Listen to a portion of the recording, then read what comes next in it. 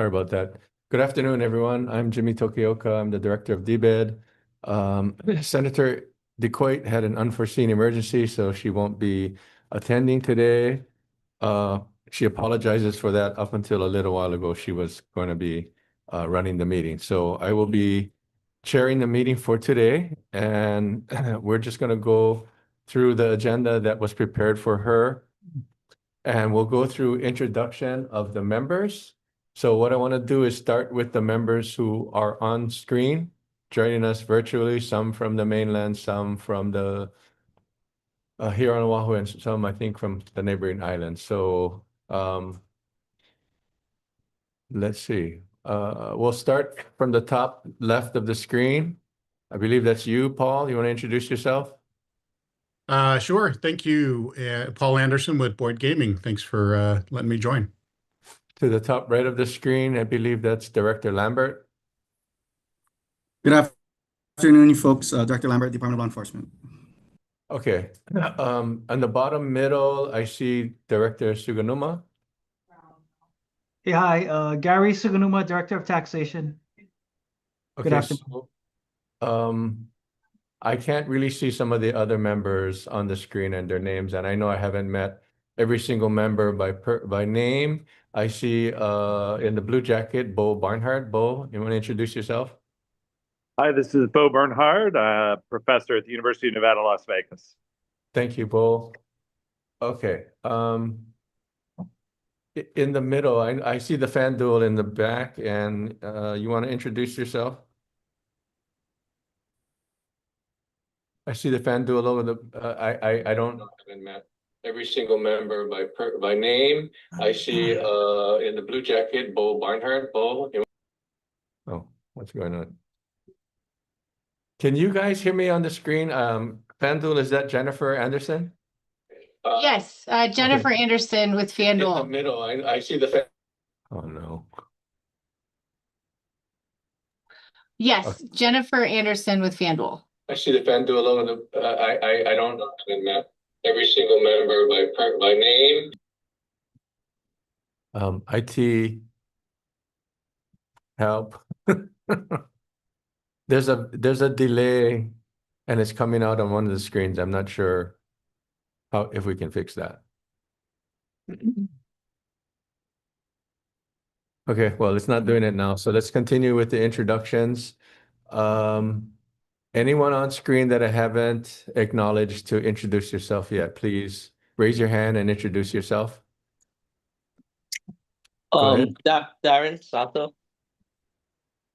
And you are with Darren. I know who you are, but other people don't know who you are. Social worker Khalid Palama Health Center, recommended by Director Yamani. Okay, thank you.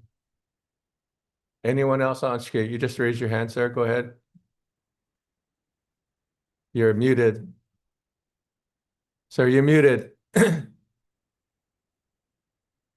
You're still muted.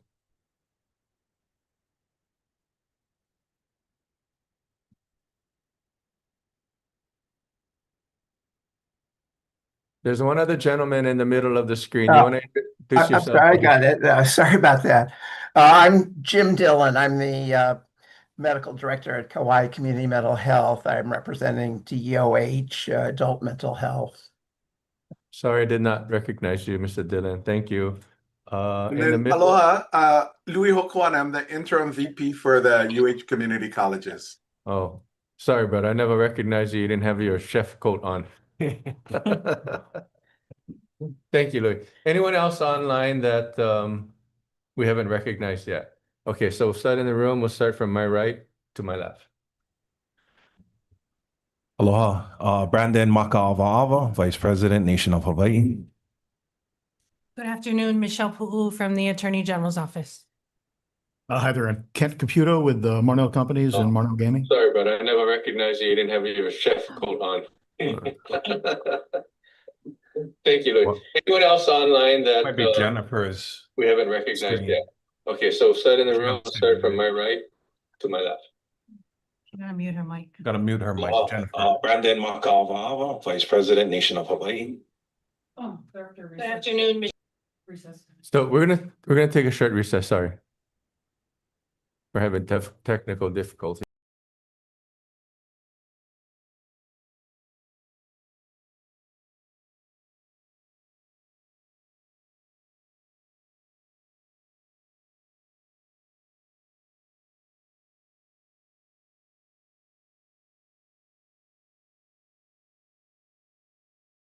Thank you very much, IT, for the assistance.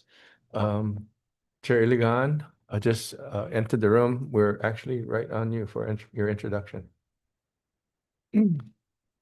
Welcome, everyone, and thank you for being here. I apologize. We had a meeting and I'm a bit late for this meeting, but thank you for being here and being part of our working group. At the top of the agenda, we have the introduction of, We we already did yeah. that? Well, we're not done yet. We're going this way.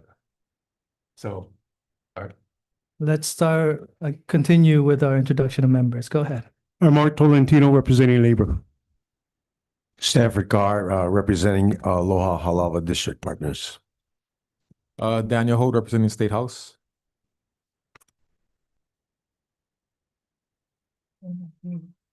okay. Are we good? Are we doing any introductions again? No, I think he did. Yeah, He did. Yeah. He did introduce himself. So for those who have not introduced themselves, could you, I think everybody has? Yes. Okay, so let's move on to our next item of the agenda. And this is going to be, we have some presenters, correct? No.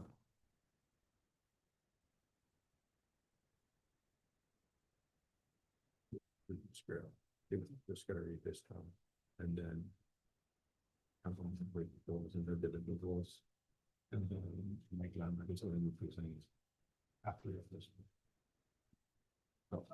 This is just from that. So this is what happens when you're the backup.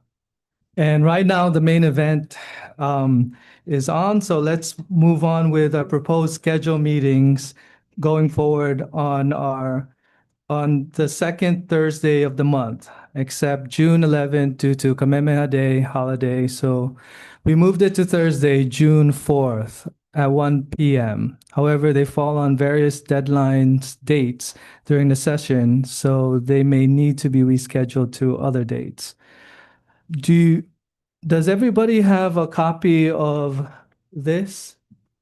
So what you see in front of you are some of the meeting dates all the way from February to September 10th. And is there any discussions regarding these dates with our members? So some of you had mentioned to us that you needed time to block on your calendars. So this is a draft. And, as it happens here at the legislature, we may have to make some changes, but this is the best draft that the chairs came up with for now. So on the top is the date. So if you can calendar that so that everyone knows. And we will get this calendar out for people who are following this meeting online and in the audience as well. And mind you, these dates I have not reviewed as well. So this is definitely tentative. And if you do have any concerns of these dates, could you please contact my office and as well as Senator DeCoite's office? That way we can make sure that we can fulfill these dates and we can confirm everything. So thank you for that. Let's move on to our third item of the agenda, which is the recap of goals and deliverables. The goals and deliverables for the working group are laid out in the Senate Concurrent Resolution 121 that established the working group. The working group was requested to address the following. The first is review gaming experiences and programs of legalized gaming in other states, including revenue generation and costs, including social problems associated with gaming. The second is review gaming legislation in other states. Third is examine the potential for gaming activities at the new Aloha Stadium Entertainment District. Fourth is to develop a comprehensive tourism gaming policy framework that includes economic benefits, regulatory controls, and social programs to address problem gaming. And last, which is the fifth, is examine how gaming activities may support the work of DBED and HTA. So these goals and deliverables will be a challenge to accomplish in the short time. We have to consider all of them. This work we will need to support and provide good insight from everyone on the working group. If we need additional expertise as we move along, we will not hesitate to call on others, not on the current working group who may have the experience we need. So in other words, we will reach out to you. And if you have any questions regarding these goals and deliverables, please speak now. Okay, well, thank you for your cooperation in this whole thing. So at this moment, I'm going to call on Director Mike Lambert to speak on our next agenda item.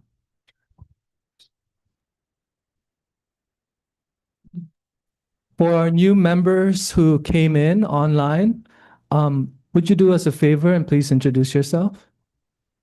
I believe Brennan Morioka is online. If you can turn your cameras on so we can see you. And well, he texted me. Is he in the waiting room, Don? Is anybody in the waiting room? Well, we wait on our technical I'm here. difficulties. Okay, go Jimmy. ahead.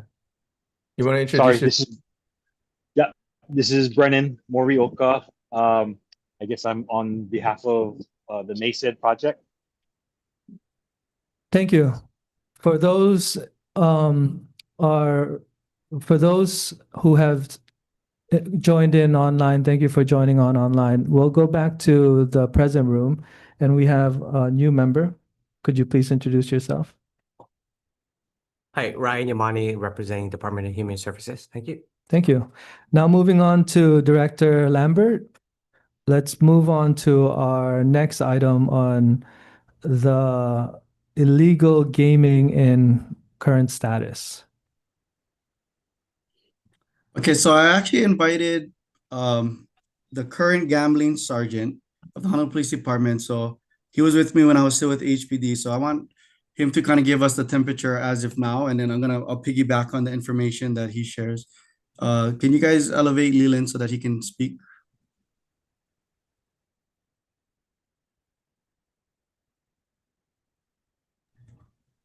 And Leland, I think the question for this group is, what is the current amount of game rooms and what is the average gross that a game room? And we know there's a range. So I don't want to give them my data from 24 and beyond. So if you could kind of give some numbers as of late. Yeah, so currently we're about at 50 game rooms island-wide for Honolulu. And from our investigations, the average of each game room will, I guess, acquire from these gambling machines is about anywhere from 5 to 10,000 a day.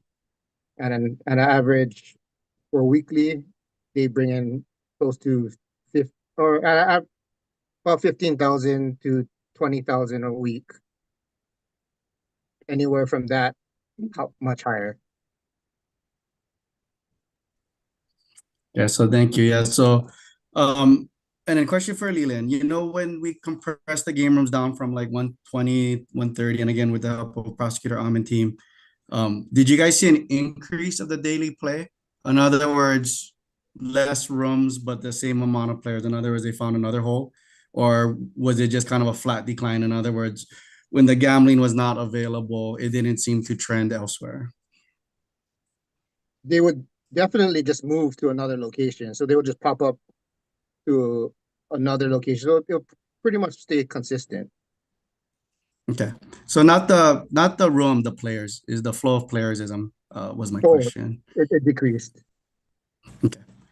So I think when you play with those numbers, I think for the benefit of the group, depending on how you calculate it up, it's 400 million, and that's just for game room related play. We've never really been able to have a meaningful investigation into sports betting, so that play number is unknown. Okay. So the best we could do is overlay, how many people actually attend illegal game rooms, and then overlay that over general population for, what are the similarities or what are the ranges for people that would then participate in sports betting. So, I mean, if I had to guess total total gross amount. I mean, and this is a very anecdotal statement, somewhere around 7 to 800 million in play. And that's being very conservative.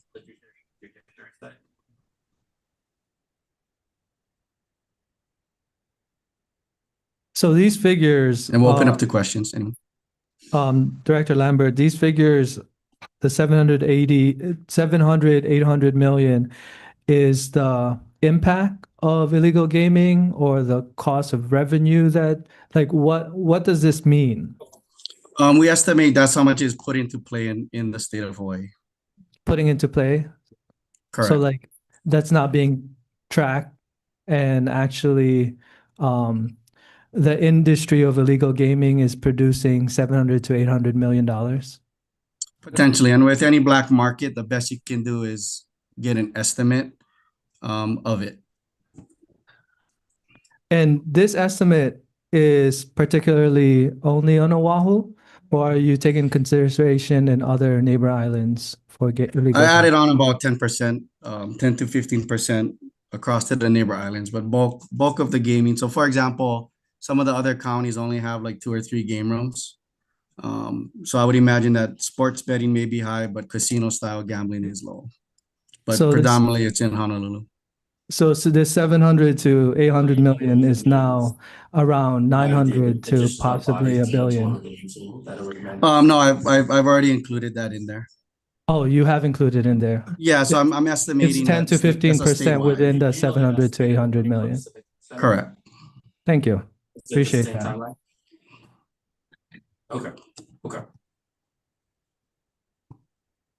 I have a question. Okay. Yes, go ahead. Thank you. For HPD, you know, what other kinds of things do you guys find when you bust these game rooms? You know, obviously there's machines and cash, and you know, what other kind of things and offenses do you guys find?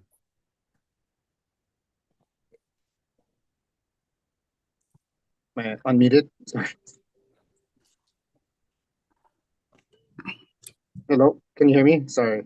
Yes, we can hear you. Okay, so predominantly we'll find illegal drugs, narcotics, from crystal meth to fentanyl to a lot of additional harmful prescription drugs. Okay. As well as So some we have firearms temporary plans. So we are planning excuse to me. occupy a plot on in Whitmore Village. At this moment, we're gonna take a recess. Recess.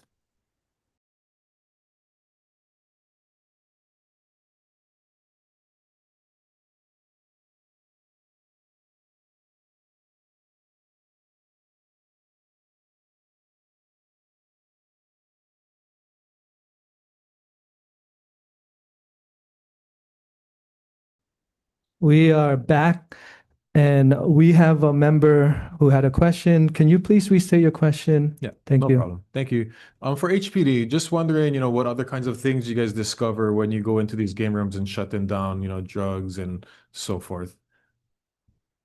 So the most we find is illegal narcotics from crystal meth, marijuana, fentanyl, and cocaine.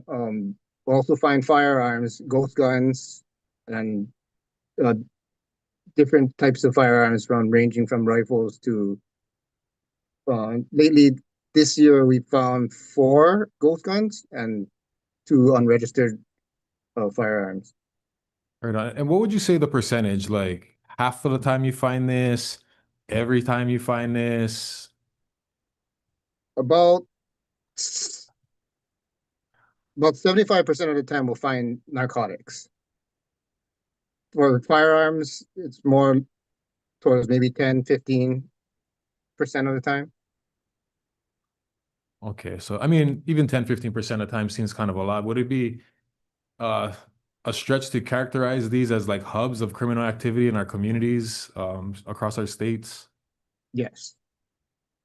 Yeah, and you know, I appreciate you guys' enforcement activities in recent years. We've been seeing them shut down, you know, across our state. Would you guys benefit from additional funding to address this problem? Yes. Okay, well, hopefully we can talk story about this in the future and try to get you guys additional funding because I definitely appreciate it, and we can see the differences in our communities with the enforcement effort. So thank you. I appreciate that. Thank you.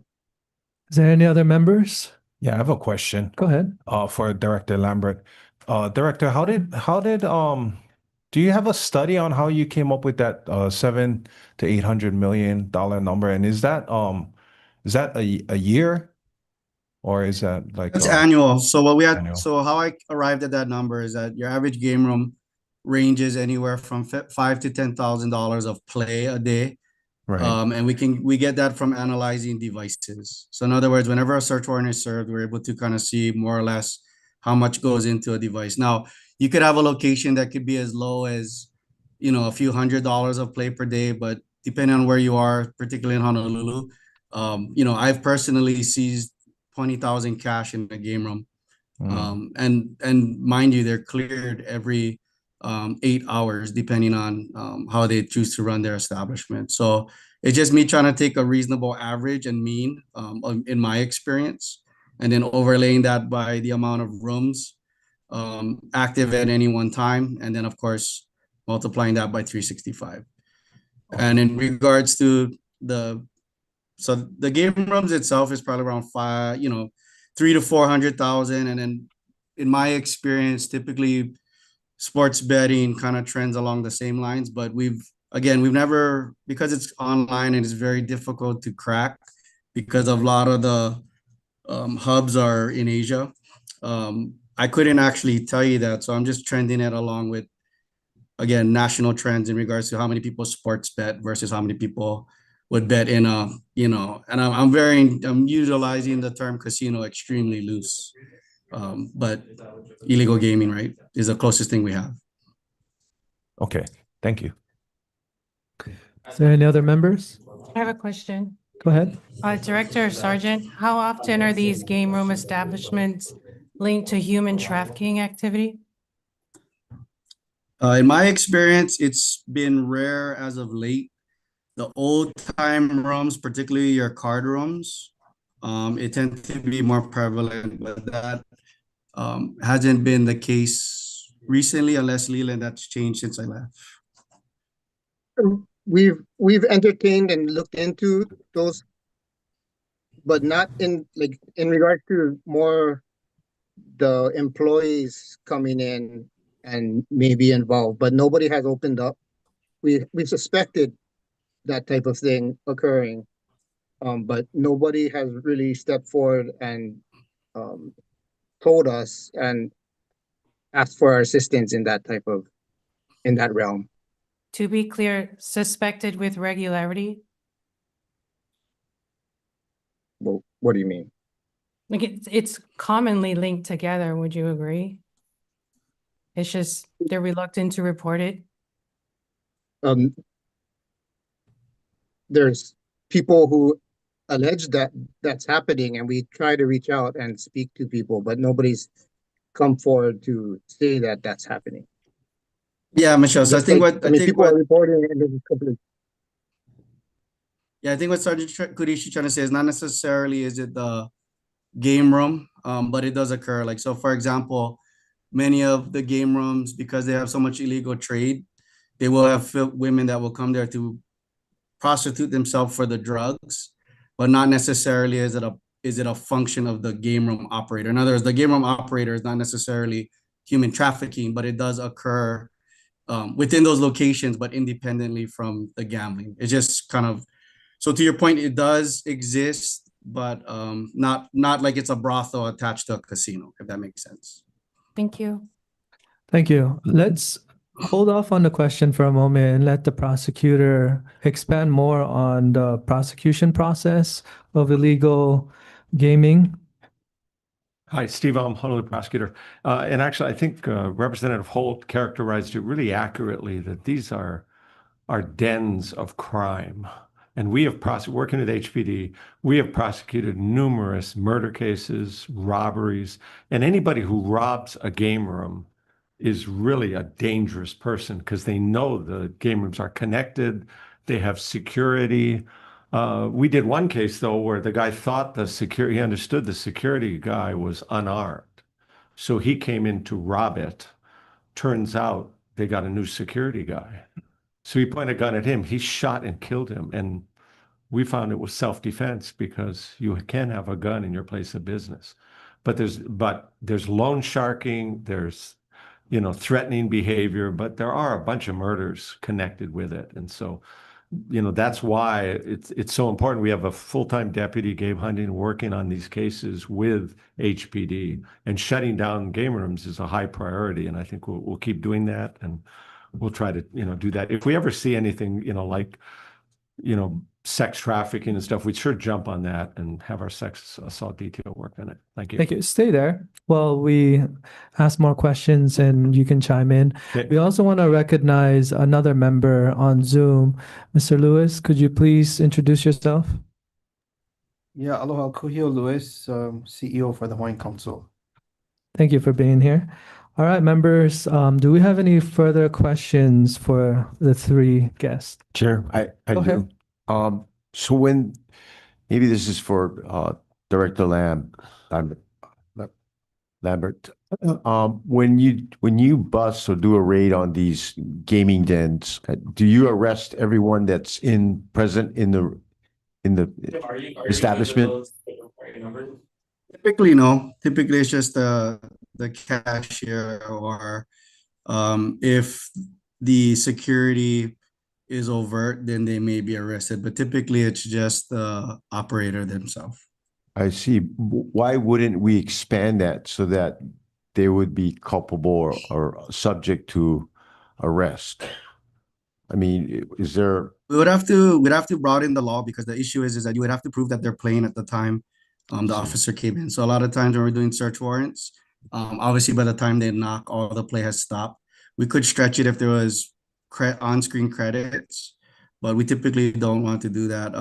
If the law were to be changed to say that anybody within an operating illegal game room would be at least guilty of a violation, then of course, yeah, we would be able to do that. But right now we have to show that there was intent to play. In other words, they weren't just milling around or doing whatever else. Understand. So without going into too much, operational details and what HPD has to show, they would have to be going in there more often, in order to make a case. But we do want to thank the legislature for making it a felony to be working in these gambling places. So when it does, when it is possible, we're really happy to have that happen. And it's a question of, do you want to hit more places quicker, or do you want to develop longer term? Part of the problem with doing longer term is, even with a felony, and a felony, I think, is a really good step, because I think a lot of employers, if they have people working for them, would pick up a bunch of misdemeanor gambling cases, they don't care. But if it's a felony, that may have an impact. But it's been this way for decades. When I was a prosecutor in the late 80s, I'm sure Ms. Poo had the same experience.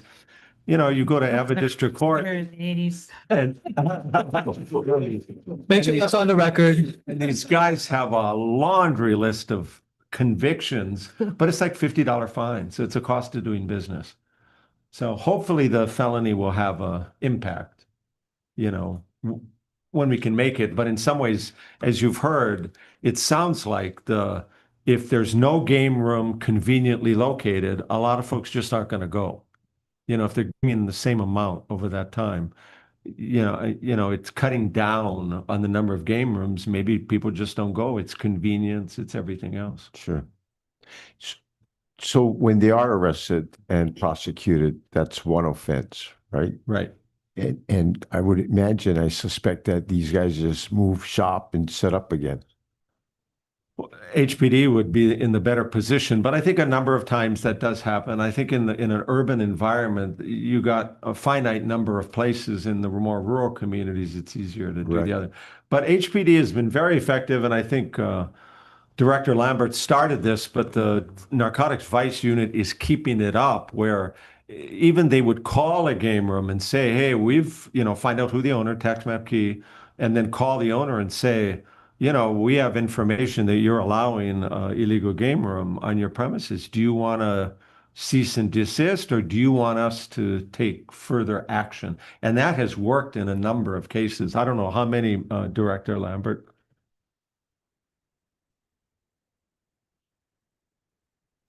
It's a very successful tactic. Yeah. And again, credit to DPA Huntington for making those, because we would send out letters and those are highly effective, but they do move around, to your point, sir. And from our informants, from the great work that Sergeant Kurishi is doing, the game room operators are getting frustrated that it's getting harder and harder for them to find places to rent.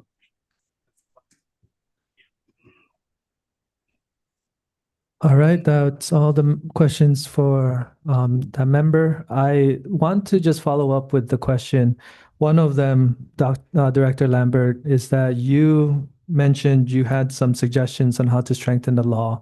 If you don't mind, could you please send that to us? So we are still early enough in the process to possibly introduce some of those measures and make sure that we have strong laws to enforce these illegal gaming. Oh, go ahead. We don't have to hash it all out right now, but I just want to make sure that you send that information to us. One of the laws you passed last year that took away defense, because the law used to allow it unless the owner of the property made attempts to stop it. That made it impossible to enforce, because they'd say, I just told these guys to stop it. That would be enough.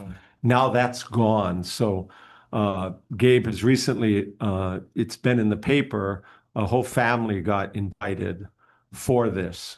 Coincidentally, I guess the same family's involved in fireworks and other things. So I think this is a fruitful area that we'll be able to do a number of cases like that. And that's really helpful, going after the building owner, the property owner. There was a nuisance abatement case a couple of years ago in Mo'ili, and that embarrasses the folks allowing this to happen. So they cease and desist. Good. All right. Is there any other questions? Go ahead. Prosecutor. Yeah. Just sit down. Yes, you can just sit. And I'll just put it out there for any of law enforcement to answer. And this is a follow-up to Representative Holt's questions and I'm sure concerns. Are there specific areas, districts on the island that are prevalent in game rooms and those types of illegal activity? I think it's island-wide. I think there has been a focus with HPD, and we fully support it. The West Side and Kalihi have gotten a lot of the attention. You'll find them everywhere, but there have been a bunch in those two locations, and we're fully supportive. We're trying to do safe and sound West Side, and so cutting down the gamers is something the residents really want happening. So we're pleased that HPD took the approach to focus on those two neighborhoods to begin with. There's none in Puna, right? Because Puna is great, great community, especially the representative. Wait. HPD, do you want to comment on that question? Like prosecutor stated, it is island wide, and yet there are certain areas like Waianae and Kalihi area, as well as the has the primary concentration of them, and we have been getting creative and different tactics on how to enforce these areas.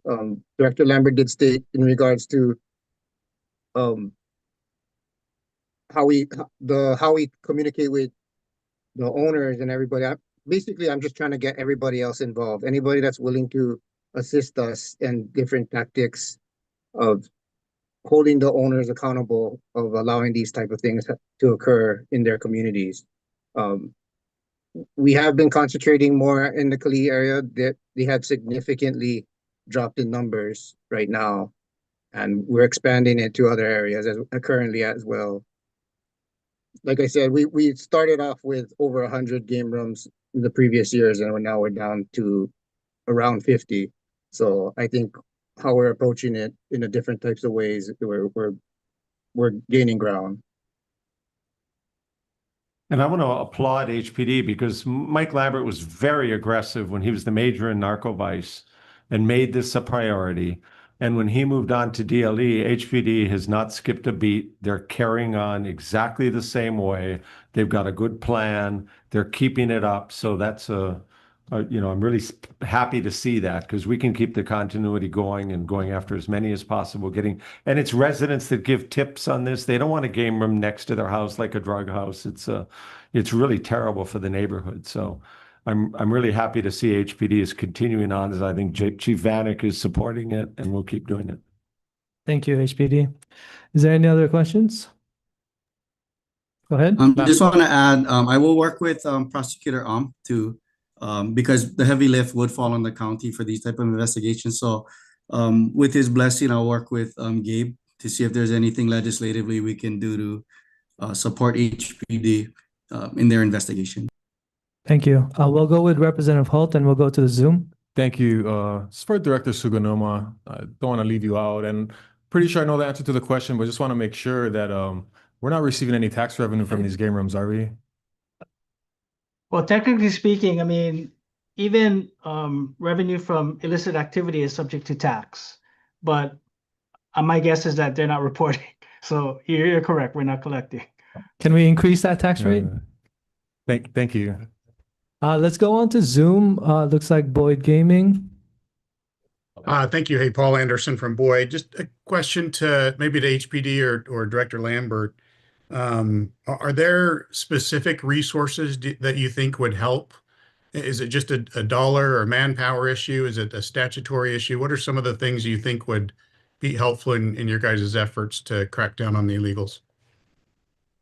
I'll chime in first, Leland. So it's all of the above. Of course, there's a 20% staffing issue with law enforcement, which limits how large a team can be. When I was a narcotics vice major, I don't know if it's improved in the last year, we only had about 60% staffing in narco vice. And I really had to leverage Leland harshly and heavily to get to where he is. And that's why he's one of my favorite people over there still yet. So good job to him. And I think that in previous sessions, I think even Rep. Holt has asked if money would help. And it would, to the extent of we have people that can utilize that overtime, because at some point, there's only so many hours a person can work. If you want to get creative, could you, if you were to change laws and attack it more from a property angle and a tax angle, and send some money over to Prosecutor so that he can, duplicate or replicate, DPAs like Huntington. Yeah, there definitely could be some improvements that can be made with some investments. Just to add into this conversation, I would like to request DBED to follow up on this.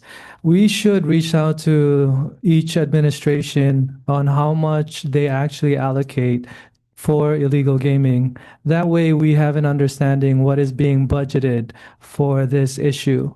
And then with that, figuring out a plan with additional funding and what that would be used for.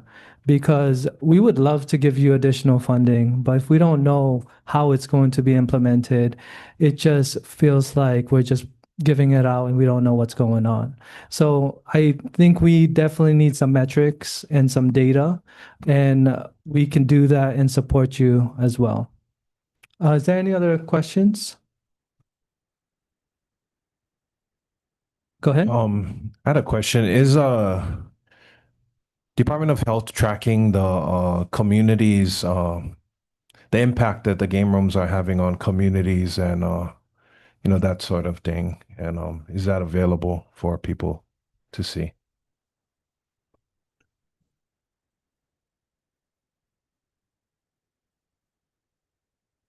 Don't be shy now. Mr. Dillon, I think that question is for you. And if you don't have the answer, you can get back to us. Yeah, I don't know the answer. Okay, thank you. All right, any other questions? Well, it looks like we don't have any other agenda items. So I want to just end with the fact that we have a prohibition on gaming in this state. And even though the prohibition on gaming is in place, we have illegal gambling happening, and it's an industry that's up to 800 million on an annual basis.